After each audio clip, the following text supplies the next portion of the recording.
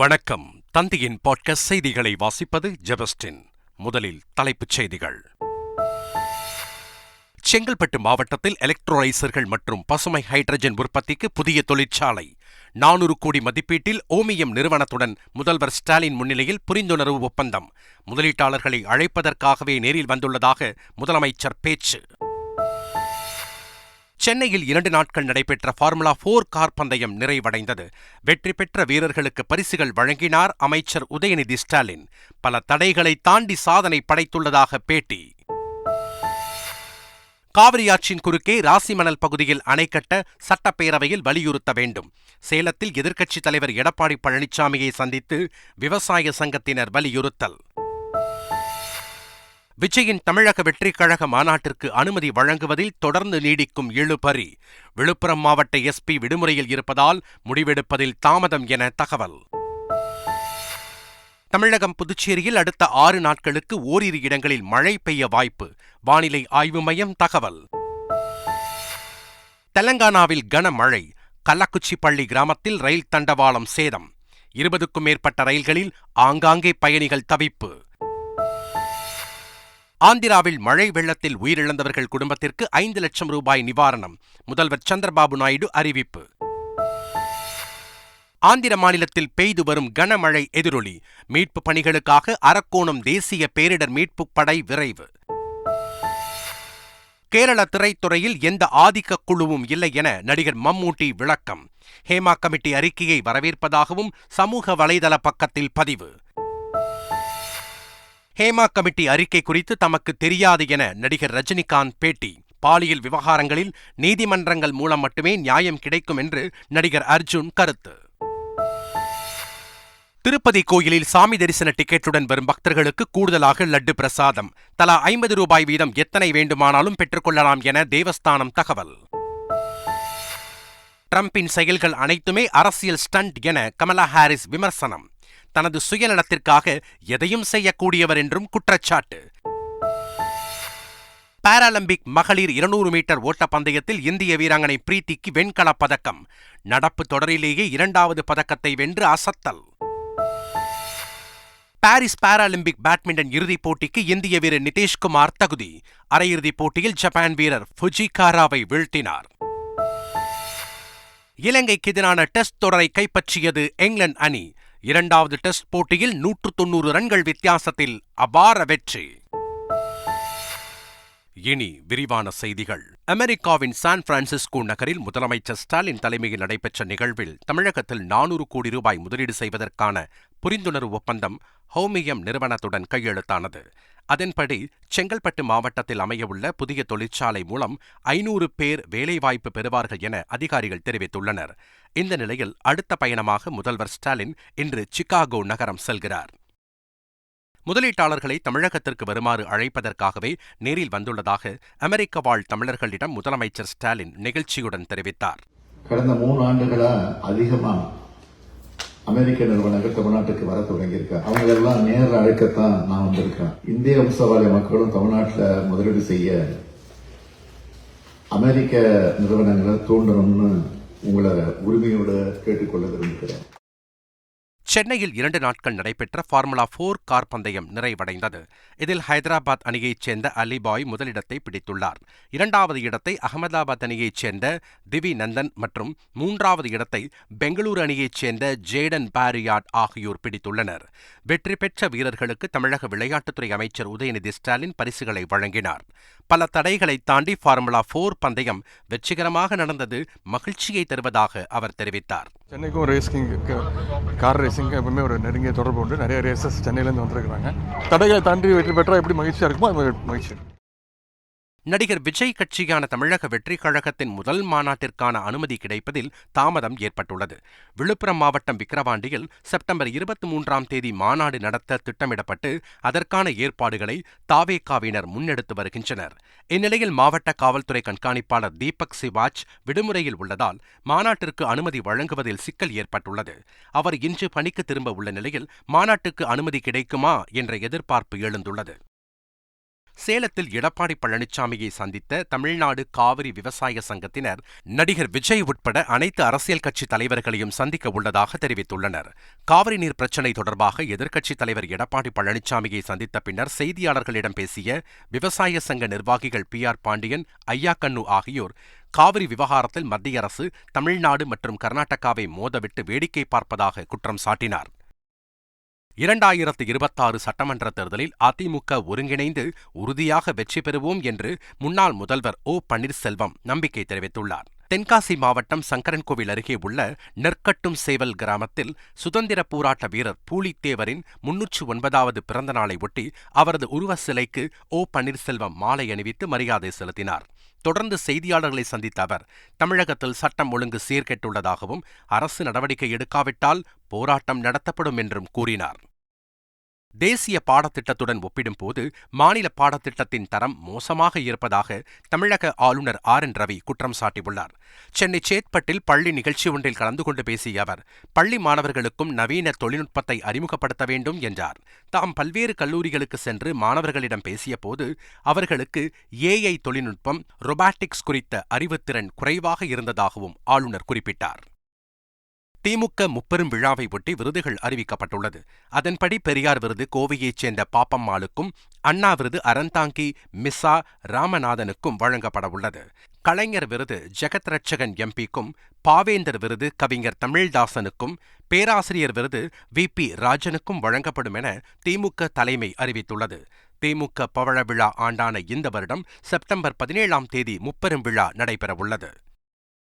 தமிழ்நாட்டில் அரசு மற்றும் தனியார் மருத்துவக் கல்லூரிகள், பல்கலைக்கழகங்களில் உள்ள MBBS, BDS படிப்பில் முதல் சுற்றில் 328 இடங்கள் காலியாக உள்ளதாக மருத்துவக் கல்வி மாணவர் சேர்க்கைக் குழு தெரிவித்துள்ளது. முதல் சுற்று கலந்தாய்வு முடிந்து இறுதி ஒதுக்கீட்டு ஆணைகள் வெளியிடப்பட்டதில் இந்த தகவல் வெளியாகியுள்ளது. திரைத்துறையில் ஆதிக்க குழு எதுவும் இல்லை என்று குறிப்பிட்டுள்ள நடிகர் மம்மூட்டி, ஹேமா கமிட்டியின் பரிந்துரைகளை செயல்படுத்த தேவையான சட்டம் இயற்ற வேண்டும் என்று வேண்டுகோள் விடுத்துள்ளார். மலையாள திரைத்துறையினர் மீதான பாலியல் குற்றச்சாட்டு குறித்து நடிகர் மம்மூட்டி கருத்து தெரிவிக்கவில்லை என சர்ச்சை நிலவிய நிலையில் அவர் தனது X தளத்தில் இவ்வாறு பதிவிட்டுள்ளார். மேலும் நடக்கக்கூடாத சில நிகழ்வுகள் நடந்திருப்பது குறித்து ஹேமா கமிட்டி பரிந்துரைகளோடு தாக்கல் செய்துள்ள அறிக்கையை வரவேற்பதாகவும் கூறியுள்ளார். கேரள திரைத்துறையில் பாலியல் விவகாரம் தொடர்பான ஹேமா கமிட்டி அறிக்கை குறித்து தனக்கு எதுவும் தெரியாது என நடிகர் ரஜினிகாந்த் தெரிவித்தார். தமிழ் திரையுலகுக்கும் ஹேமா கமிட்டி அமைக்க சொல்லி நிறைய பேர் வலியுறுத்துறாங்க. ஹேமா கமிட்டி மலையாளம் எனக்கு தெரியாதுங்க, அதை பத்தி தெரியாது, சாரி. பாலியல் குற்றச்சாட்டுகள் உலகில் எல்லா துறைகளிலுமே இருக்கிறது எனவும் நீதிமன்றங்கள் மூலம் மட்டுமே சரியான நியாயம் கிடைக்கும் எனவும் நடிகர் அர்ஜுன் தெரிவித்துள்ளார். பொண்ணுங்களுக்கு மட்டும் இல்லை, நிறைய பேருக்கு இந்த மாதிரி விஷயங்கள் போய்கிட்டு இருக்கு. ஸோ இதெல்லாம் தடுக்கணும்னா பேசிக்கலி எல்லாத்துக்கும் ஒரு சட்டமோ ஒரு நியாயம் எல்லாத்துக்கும் கிடைக்கணும்னா அது கோர்ட்டு மூலமாக தான் கிடைக்கணும். தேனியில் தனியார் நிகழ்ச்சி ஒன்றில் பங்கேற்ற நடிகர் ஜீவாவிடம் ஹேமா கமிட்டி அறிக்கை தொடர்பாக கேள்வி எழுப்பப்பட்ட போது கோபத்தில் செய்தியாளர்களுடன் அவர் வாக்குவாதத்தில் ஈடுபட்டார். நீங்க ஆக்டர்ங்கிறதுனால தான் அந்த கேள்வி கேட்கிறோம். தமிழ் இண்டஸ்ட்ரியில மட்டும் இல்லாம கேரளா இண்டஸ்ட்ரியில இந்த மாதிரி பிரச்சனை இல்லை சார். கேரளால தான் இருக்குது. கமிட்டியில பெரிய ஒரு சர்ச்சையை உருவாக்கி இருக்கு. நான் பதில் சொல்லிட்டேன் சார். திரும்ப பதில் சொல்லிட்டு இருக்க முடியாது. நான் பதில் சொல்லிட்டேன் சார். நல்ல விஷயத்துக்கு வந்திருக்கோம், நல்ல விஷயத்தை பேசுவோம். தமிழகம் மற்றும் புதுச்சேரியில் அடுத்த 6 நாட்களுக்கு ஓரிரு இடங்களில் மழை பெய்ய வாய்ப்புள்ளதாக சென்னை வானிலை ஆய்வு மையம் தெரிவித்துள்ளது. இன்றைய தினம் வலுவான தரைக்காற்று 40 கிலோமீட்டர் வேகத்தில் வீசும் என தெரிவிக்கப்பட்டுள்ளது. தெலங்கானாவில் கனமழை வெளுத்து வாங்கும் நிலையில் கள்ளக்குச்சிப்பள்ளி கிராமத்தில் தண்டவாளம் இழுத்துச் செல்லப்பட்டதோடு சிக்னல் கம்பம் சரிந்து விழுந்தது. இதனால் ஆந்திர மாநிலம் விஜயவாடா மற்றும் தெலங்கானா இடையிலான ரயில் போக்குவரத்து சேவை பாதிக்கப்பட்டுள்ளது. ஆந்திரா, தெலங்கானாவில் பல்வேறு இடங்களில் ரயில் பாதை சேதம் காரணமாக சுமார் 20 ரயில்கள் ஆங்காங்கே நிறுத்தப்பட்டதால் பயணிகள் பெரும் சிரமத்திற்கு உள்ளானார்கள். ஆந்திராவில் மழை வெள்ளத்தில் உயிரிழந்தவர்கள் குடும்பத்திற்கு 5 லட்சம் ரூபாய் நிவாரணம் வழங்கப்படும் என முதல்வர் சந்திரபாபு நாயுடு அறிவித்துள்ளார்.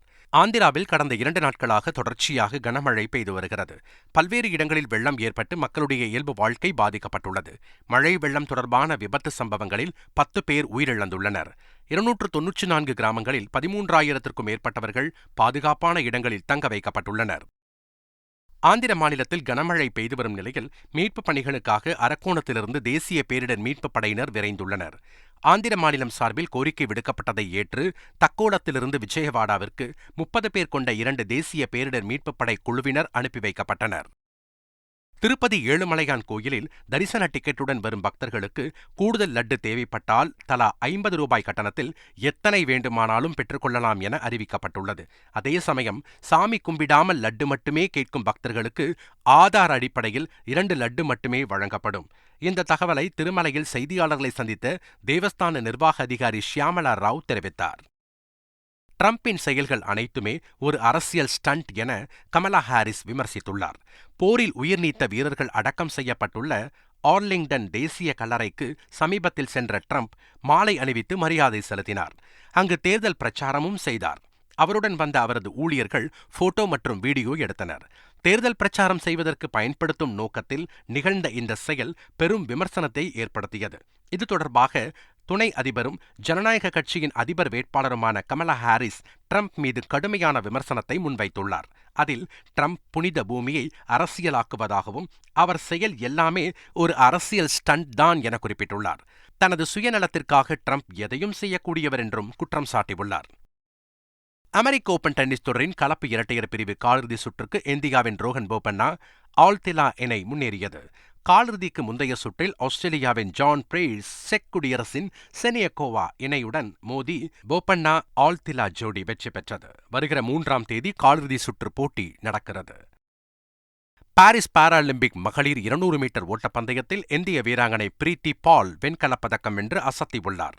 நடப்பு பாராலிம்பிக்கில் பிரீத்தி வெல்லும் 2வது பதக்கம் இதுவாகும். ஏற்கனவே 100 மீட்டர் T35 பிரிவில் பிரீத்தி பால் வெண்கலம் வென்றது குறிப்பிடத்தக்கது. பாரிஸ் பாராலிம்பிக் பேட்மிண்டன் அரையிறுதிச் சுற்றுக்கு தமிழக வீராங்கனை மனிஷா ராமதாஸ் முன்னேறியுள்ளார். SU5 பிரிவு பேட்மிண்டன் போட்டியின் காலிறுதி சுற்றில் ஜப்பான் வீராங்கனை டொயோட்டாவை 21-13, 21-16 என்ற செட் கணக்கில் மனிஷா ராமதாஸ் வீழ்த்தினார். பாரிஸில் நடைபெற்று வரும் பாராலிம்பிக் பேட்மிண்டன் இறுதிப் போட்டிக்கு இந்திய வீரர் நிதேஷ்குமார் தகுதி பெற்றுள்ளார்.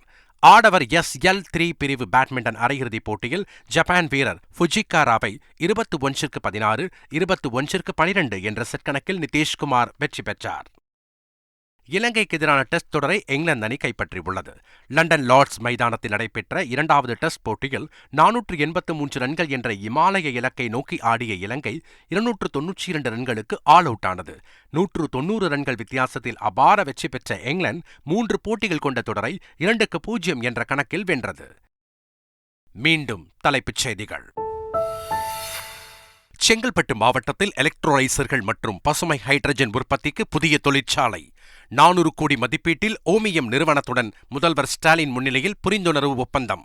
முதலீட்டாளர்களை அழைப்பதற்காகவே நேரில் வந்துள்ளதாக முதலமைச்சர் பேச்சு. சென்னையில் 2 நாட்கள் நடைபெற்ற ஃபார்முலா 4 கார் பந்தயம் நிறைவடைந்தது. வெற்றி பெற்ற வீரர்களுக்கு பரிசுகள் வழங்கினார் அமைச்சர் உதயநிதி ஸ்டாலின். பல தடைகளை தாண்டி சாதனை படைத்துள்ளதாக பேட்டி. காவிரி ஆற்றின் குறுக்கே ராசிமணல் பகுதியில் அணை கட்ட சட்டப்பேரவையில் வலியுறுத்த வேண்டும். சேலத்தில் எதிர்க்கட்சித் தலைவர் எடப்பாடி பழனிசாமியை சந்தித்து விவசாய சங்கத்தினர் வலியுறுத்தல். விஜயின் தமிழக வெற்றிக் கழக மாநாட்டிற்கு அனுமதி வழங்குவதில் தொடர்ந்து நீடிக்கும் இழுபறி. விழுப்புரம் மாவட்ட SP விடுமுறையில் இருப்பதால் முடிவெடுப்பதில் தாமதம் என தகவல். தமிழகம் புதுச்சேரியில் அடுத்த 6 நாட்களுக்கு ஓரிரு இடங்களில் மழை பெய்ய வாய்ப்பு. வானிலை ஆய்வு மையம் தகவல்.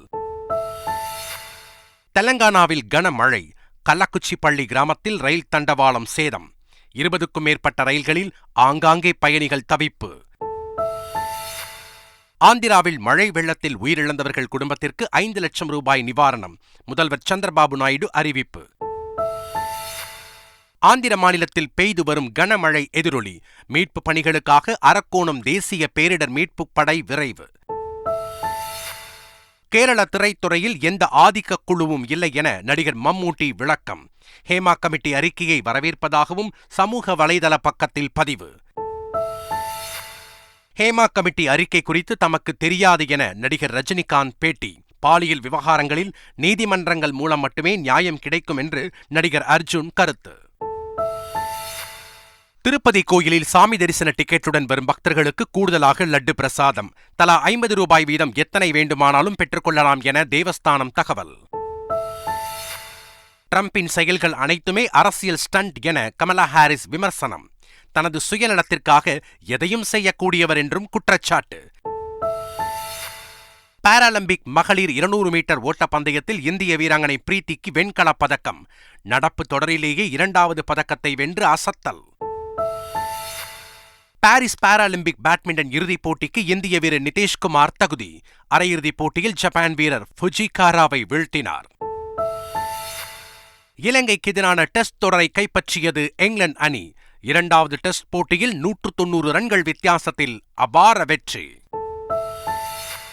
இத்துடன் இன்றைய பாட்காஸ்ட் செய்திகள் நிறைவடைந்தன. வணக்கம்.